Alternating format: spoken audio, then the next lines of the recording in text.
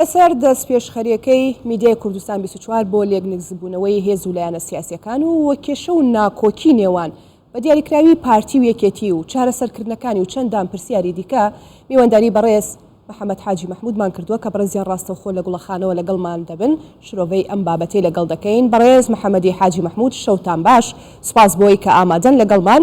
ئەمڕۆ میدیای کوردستان 24 ڕووماڵێکی تایبەتی بە لێکنزیکبوونەوەی هێز و لایەنە سیاسیەکان کرد لە هەرێمی کوردستان. ئەگەر من لە جەنابی کاکە حەمە بپرسم بڵێم هەڵسەنگاندنە یاخود خوێندنەوەتان بۆ ئەو دەست پێشخەریە چییە، وەڵامەکەتان چی دەبێت؟ زۆر سپاس دەکەم. لە ڕاستیە ڕاگەیاندن دەورێکی ئەتوانێت دەورێکی دیار ببینێت لە هەموو بوارەکاندا، بەڵام بەداخەوە لە ساڵانی ڕابردوو تا ئێستا زۆربەی یا بەشێکی زۆر لە ڕاگەیاندەکان هەمیشە هاندەر و لایەنە تاریکەکانیان پیشانداوە لە باتی لایەنە گەشتەکانی بزوتنەوەی ڕزگاری خوازی کورد و خەڵکی کوردستان و هەرێم و ئەوانە. بۆیە پێم وایە هەر دەست پێشخەریەک بە تایبەتی ئەوەی لە دوێنەوە یاخود لە ئەوڕەوە دەستان پێ کردووە هەنگاوێکی باشە، هەنگاوێکی گرنگە و ڕەنگە خەڵکی کوردستان ئەوەی ئەوێت، واتە خەڵکی کوردستان بە هەموو چین و تویژە جیاوازەکانەوە چاوەڕێی ئەوە لە ڕاگەیاندەکانەکات کە بەرەو چارەسەر و هەمیشە لایەنی گەشت پیشان بدات بۆ میلەتەکەی خۆی و بۆ وڵاتەکەی خۆی و پرسوڕا لە خەڵکی کوردستان بکات. ئەوەم پێم وایە هەنگاوێکی گرنگە و ئیشەڵا سەرکەوتووە بن و دەستخۆشیتان لێ یەکەین کە هیوادارین هەموو ڕاگەیاندەکان بەو شێوەیە بیر بکەنەوە و نەک ڕاگەیاندەکان ببنە سەبەبی گیر و گرفتەکان زیاتر بکەن لە بینی لایەنە سیاسیەکاندا. بەڕێز محەممەدی حاجی محمود لە هەردوو پارتی دەسەڵاتدارەوە نزیکە، واتە هەم لە یەکێتی نیشتیمانی کوردستانەوە هەم لە پارتی دیموکراتی کوردستانیشەوە نزیکێکی تەواوت هەیە. کەواتە پرسیارەکەم ئەوەیە بۆ بەڕێستان، ئایا دەزانن کێشە و ناکۆکیەکانی ئەم جارە یەکێتی و پارتی لەسەر چیە بە دیاریکراوی؟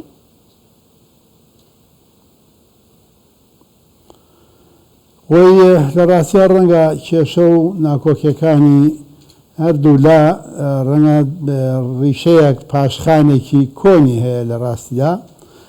بەڵام ئەوەی کە ئەمڕۆ ئەگوزارێت ڕەنگە کێشەکان دوو لایەنە بن، یاخود کێشەکان تەنها ئەوە نییە لەسەر چارەسەری ژیانی خەڵکی کوردستان بێ، لەسەر پێشخستنی قەوارەی سیاسی هەرێم بێ، لەسەر چارەسەری کێشەکانمان قەزەی کورد بێ لەگەڵ بەغدادا و چارەسەری کێشەکانمان بێ لەگەڵ دنیادا. لە کاتێکدا ئێمە کۆمەڵێک خەتەریات و ئەوەمان لەسرە لە دنیادا لە عێراق، لە کوردستان و لە ناوچەکە و لە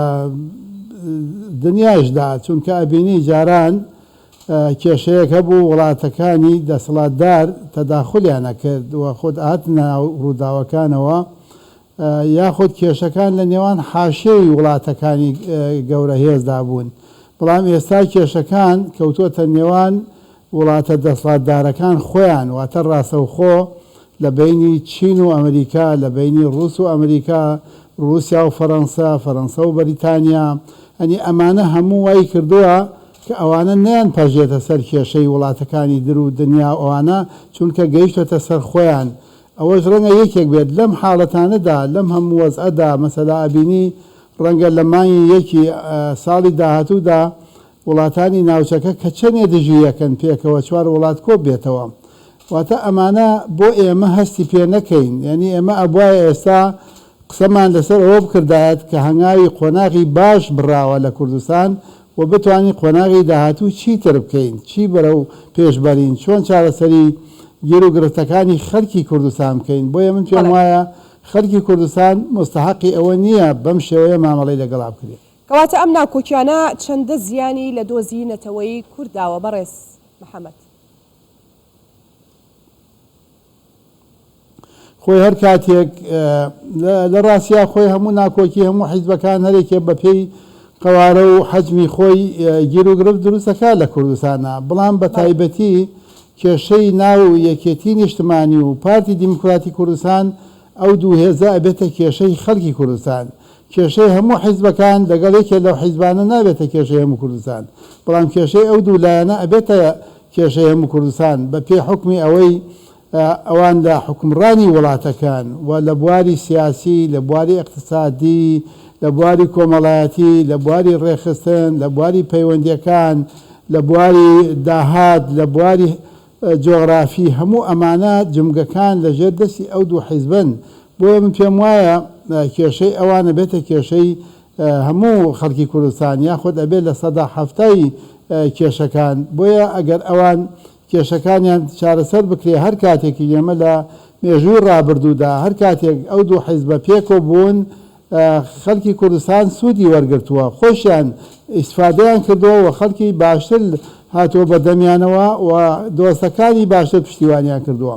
هەر کاتێکی ئەو دوو حیزبە ناکۆک بوون و کێشەیان هەبوو بێت ئەوەندە دۆستەکانیشمان دوورکەوتنەتەوە و ئەوەندە خەڵکی کوردستانی بێزار بووە بۆم پێم وایە ئەوان خۆشیان هەردوو لا ئەوە ئەزانن ئەو کێشانە ڕەنگە ئێستا کە ڕوبەڕوو بوونەتەوە باوەڕ ناکەم کێشەیەک بێ لەسەر چارەسەری ئەوانە ڕەنگە ئەو کێشانە لە یەک قوبوڵ نەکردنەوە سەری هەڵدا بێت لە باش بەڕێوە نەبردنی ئیدارەی کوردستانەوە سەری هەڵدا بێت لە مەسەلەی داهات و لە مەسەلەی زۆشتی ترەوە لەسەر ئەوانە زیاتر ڕەنگە کێشەکان هەبێ و دروست ببێ و ئەمانە ڕەنگە کێشەکان هەندێکی بواری شخصی بەخۆیەوە گرت بێت بۆیە پێم وایە ئەو دوو حیزبە جاران هەرێکێک لە دۆڵێک بوون لەو شاخە مەسئولی مەجموعەیە پێشمەرگەی خۆیان و دۆڵێکی چایەک بوون بەڵام ئێستا ئەوانە 6 ملیۆن خەڵکی کوردستان و 40 ملیۆن کورد چاوەڕێی ئەوانەکات بۆیە پێم وایە بێ ئەوان خۆشیان زیاتر لە هەموو کەس هەست بکەن ڕاستە ئێمە ڕەنگە کورد زەرەر بکە بەڵام ئەو دوو حیزبە زیاتر لە هەموو کەس زەرەرەکات ئێمە لە کاتێکدا ئەبینین هەموو دنیا وەزعی دنیا هەموو تێک چووە و لە کوردستانیش شیرازەی کارکردن و ئیشکردن تێک چووە متمانە لە نێوان میلەت و دەسەڵات و حکوومەتان نەماوە متمانە لە نێوان حیزبەکان و خەڵکدا کەم بووەتەوە متمانە لە نێوان حیزبەکان خۆیانە نەماوە بەداخەوە ئەنی ئەبینی حیزبەکان هەرێکێکە چێ بۆ وڵاتێک لەگەڵ ناحەزەکانی کورد کۆ بێتەوە بەڵام ئامادە نیە خۆیان کۆ بنەوە ئەمانە هەمووی گیر و گرفت و کێشەیە بۆیە من پێم وایە خەڵکی کوردستان مستحقی ئەوە نییە بەم شێوەیە مامەڵەی لەگەڵا بکرێ لە پرۆسەی سیاسی کوردستاندا بەدیلی یەکێتی و پارتی دروست بووە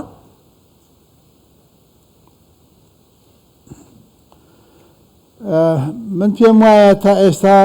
ڕەنگە هەندێک هەوڵ و محاولەت کرا بڵام نا تا ئێستا ئەو دوو لایەنە یا ئەو دوو هێزە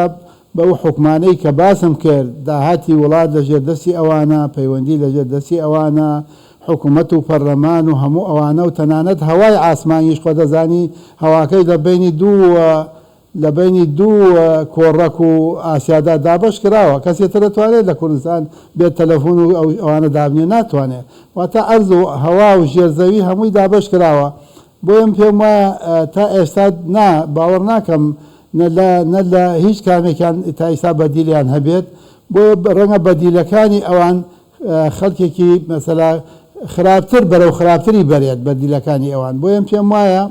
ئەوان ئەبێ بگەنە نەتیجە و چارەسەری کێشەکان بکەن و هەردوو لە پێویستە یەک قبوڵ بکەن و یەک بخوێننەوە و هەر لایەک لەو حیزبانە ڕەنگە کۆمەڵێک ڕوودا وای کردبێت کە نەتوانێت وەکو پێویست وەکو جاران بێت بۆیم پێم وایە هەم یەکێتی نیشتمانی کوردستان ئەبێ هەست بەوە بکات و هەم پارتی دیموکراتی کوردستان ئەگەر بێوێ حکوومەتێکی یەکگرتووی سەرانسەری هەرێمی کوردستان هەبێت هەستی پێ بکات یعنی بەو شێوەیە کە ئێستا هەیە ئاسان نییە یەک حکوومەتی یەکگرتوو بەردەوام بێت تا کۆتایی لەسەر ئەو یەکتر قبولکردنەوەی یەکتر خوێندنەوەی کە بەڕێزە داماژەی بۆکەی کاکە حەما پارتی دیموکراتی کوردستان دەست پێشخەرێکی کردووە بۆ گفتوگۆکردن لەگەڵ لایەنە سیاسیەکان کە بۆ خۆشتان ئاگادارن پرسیارەکە ئەوەیە لەسەر ئەو دەست پێشخەریە ئایا هیچ ئاسۆیەکی ڕوون هەیە بۆ چارەسەرکردنی کێشەکانی نێوان یەکێتی و پارتی خۆی لە ڕاستیە هەموو دەست پێشخەریەک و هەموو کۆبوونەوەکارێکی باشە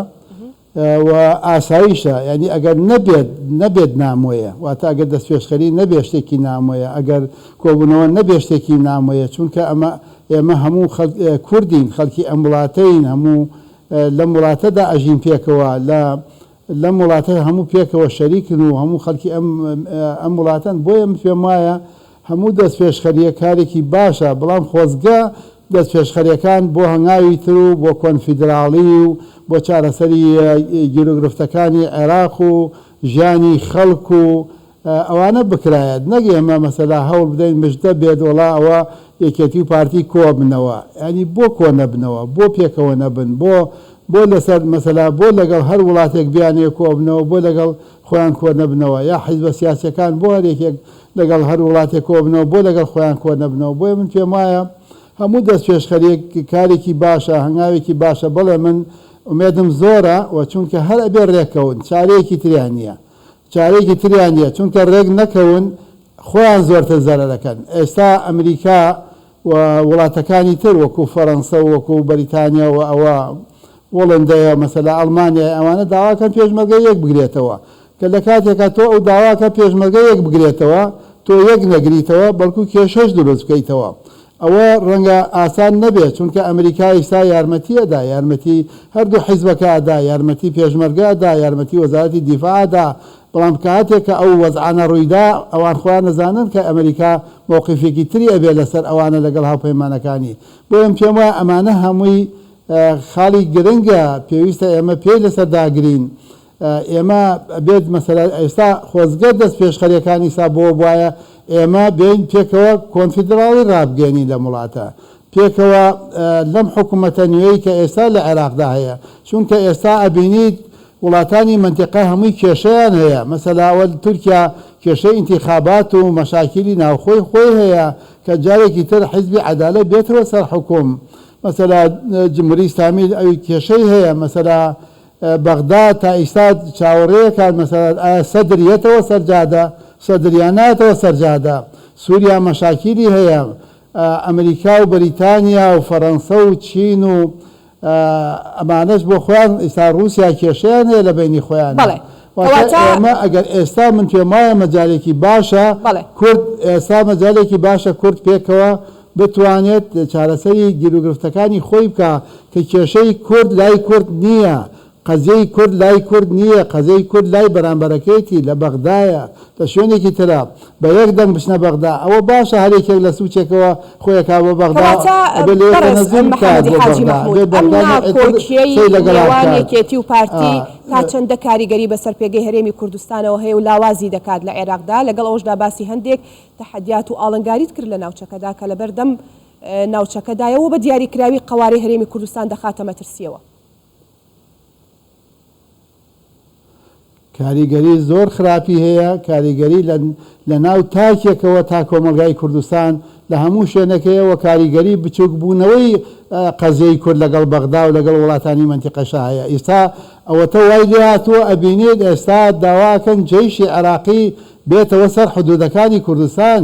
خۆی عێراق جێیشی نییە ئەبێ حەشی شعبی بێتەوە لە پەروێزخان و باشماخ و حاجی عومەران و برایم خەلیل تەسوید بکرێت ئێستا ئەوە بەردەستە ئەوە حکوومەتی عێراقی میزانیەی بۆ داناوە کە جارێکی تر حەسی شعبی و ئەوانە بنێرێتەوە سەر حدودەکان باشە ئەمانە بۆ ئێمە هەست بەم خەتەراتە نەکەین لە مانگی یەکە عێراق و تورکیا و سووریا چەندێ دژی یەکەن لەگەڵ ئێران کۆ ئەبنەوە لە کۆبنەوەکە لەسەر قەزەی کورد و لەسەر ئەو منتیقەیە باشە بۆ ئێمە هەموو ئەمانە ئەزانین چۆن ئەوان نایزانن ئەوانی ئەیزانن بەڵام پێویستە ئەمانە ڕۆژانە خەڵکی کوردستان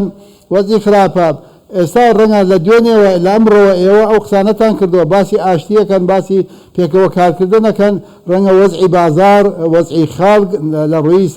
نەفسێتەوە لە ڕووی سایکۆلۆجی خەڵکەوە هەمووی گۆڕانی بەسەر هاتووە خەڵک ڕەنگە ڕووی خۆش بێت دەنگی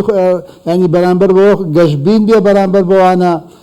ئەوانە بۆم پێم وایە ڕاگەاندنەکان کە ڕەنگە ئەڵێن ڕاگەاندن دەسڵاتی چوار و ئەوانەیە بەڵام ڕاگەاندن من قەنەعەتم وایە بۆ ئەمڕۆ دەسڵاتی یەکەمە خەڵک لەوە سەیرەکات لەوە